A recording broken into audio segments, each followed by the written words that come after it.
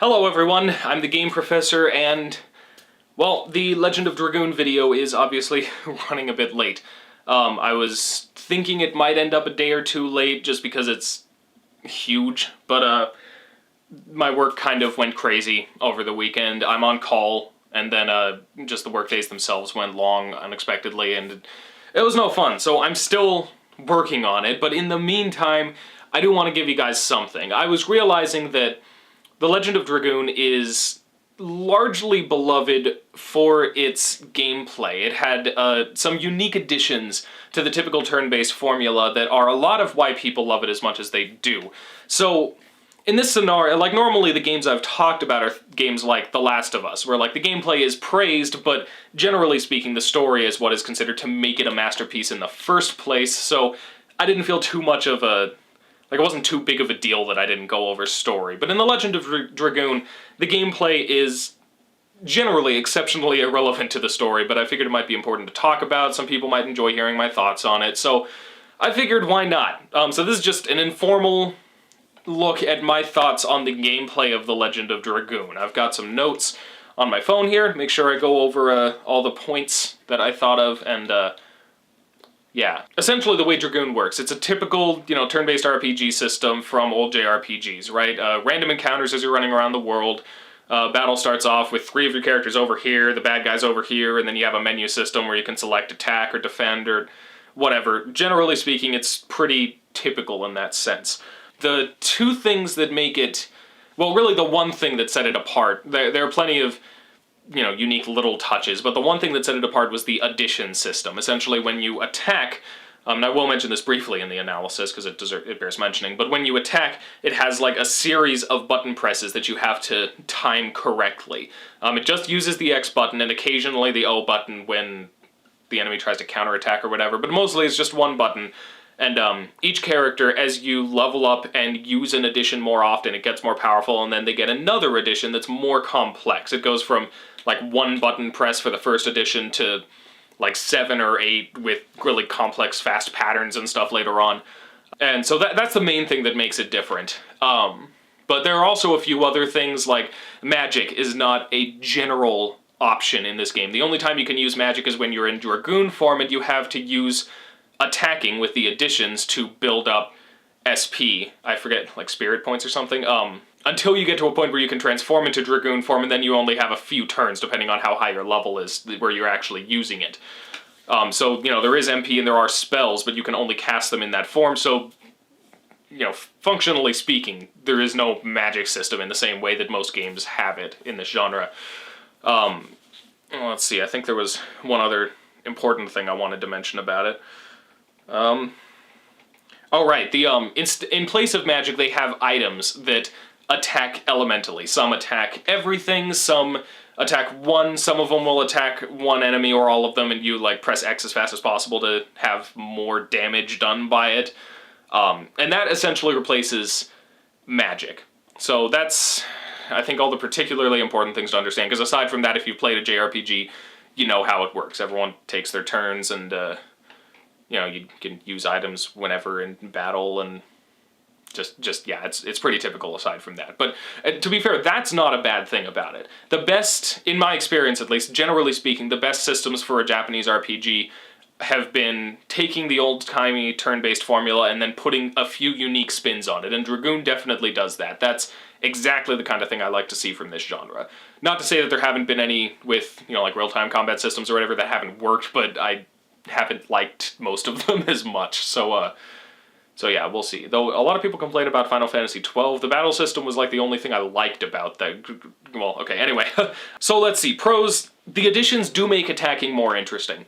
That's one of the things I like about it, is that, kind of similar to how there's a similar button press thing going on in the Mario RPGs and stuff like that.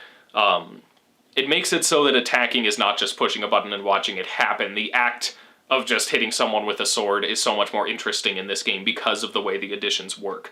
They also, because of additions, you have more reason to fight random battles, because each time you use an addition, you get closer to unlocking the next one and making the one you're using more powerful. That's great. I like having more reason to actually deal with random battles, because that's it's annoying to me when they just show up a bunch and there's no reason for me to deal with them and I don't want to.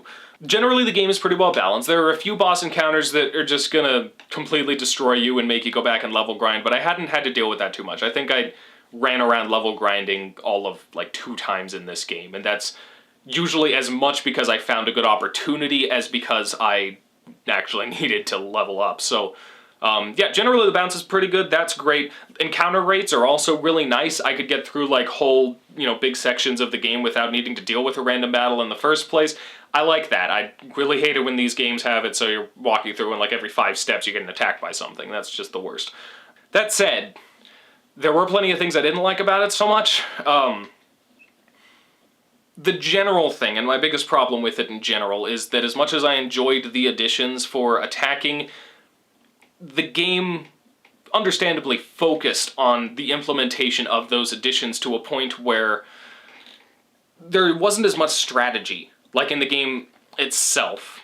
Because it's like it kind of traded, more visceral, interesting combat, or it got that, rather, in exchange for all of the strategy that it could have had, basically. Because without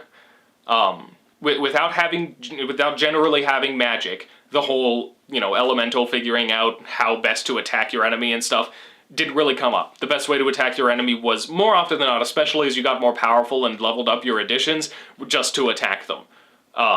And again, attacking's more interesting than in most JRPGs, but that basically means that it turns it into an easy rhythm game type battle system than a strategic one, which I guess is fine, but personally in turn-based systems, I mean, like, my guys are over there, you can't move or anything, strategy is why I play them.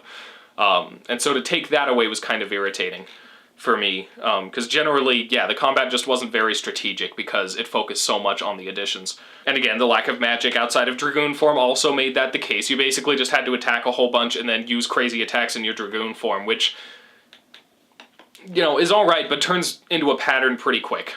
And for that matter, most things are easy enough to defeat that you only really turn into Dragoon forms on bosses. You just save it all up, and then as soon as you get to a boss, you use everyone's Dragoon form right off the bat, build it up over time, and if you don't kill the boss by the time everyone's Dragoon form is back up, hit it again.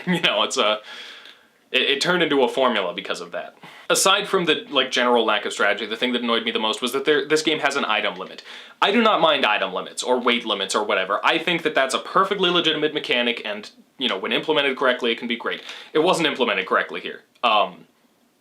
You can only hold 32 items, and in a JRPG, that's not much at all. But to make it worse, since you can't really use magic, there are no healing spells. Like, 2 characters have healing abilities, and you can only use them in Dragoon form, so you rely on healing items almost entirely for keeping your health up. And then to limit the amount of items you can carry to 32 just made it so that there wasn't much room to hold anything except healing items, because you needed those around. Except, then you'd get some special items, or try to keep some of those attack items or something, and it was pretty annoying. There was a weird thing. I'm still not sure it was bad necessarily, but it was kind of a weird choice where you don't get much experience from random battles. You leveled up almost every time you fought a boss, but random battles, it would take so many of them to actually level up. They gave you barely any experience in comparison. And I'm still not sure how I feel about that. It was just kind of weird. There was still reason to fight the random battles because of the additions, but I don't know, it did kind of take away from the feeling I mentioned earlier of having reason to fight them. So that was kind of unfortunate. So yeah, overall, I get it. I get the appeal of the additions, and I like that it makes attacking more visceral and more interesting, and I very much enjoyed getting new additions and trying to learn new attack patterns for each of the characters as they leveled up and stuff. That was really interesting. I enjoyed doing that.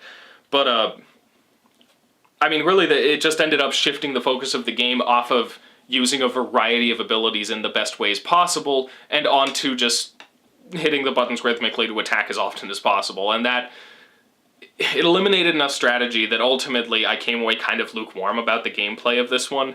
Because like I said, I play turn-based games for the strategy more than anything else, so... Sorry, the gameplay itself at least. I generally play them for the story more than anything else, but in terms of the gameplay, I enjoy the strategy. That's why I enjoy the gameplay. So overall, it worked. I never, felt like I was slogging through necessarily, but I definitely feel like I've seen battle systems that I overall enjoyed more than this one, and I think that the addition system is an interesting addition to the game, but also that ultimately it kind of took away from the strategy, and I wasn't as big a fan as I could have been. So I am a little more positive about the story. I do think it has a lot of problems, but I'm a little more positive about it. So you'll see when the analysis comes out. Hopefully it will just be in the next couple days, but worst case scenario, it might just end up being Monday when the next episode was supposed to come out. So we'll see. But anyway, hope you enjoyed my thoughts on it or whatever. Feel free to yell at me in the comments about how great it is and how much I suck for not recognizing it. And I'll see you as soon as humanly possible with that analysis. So thanks for joining me.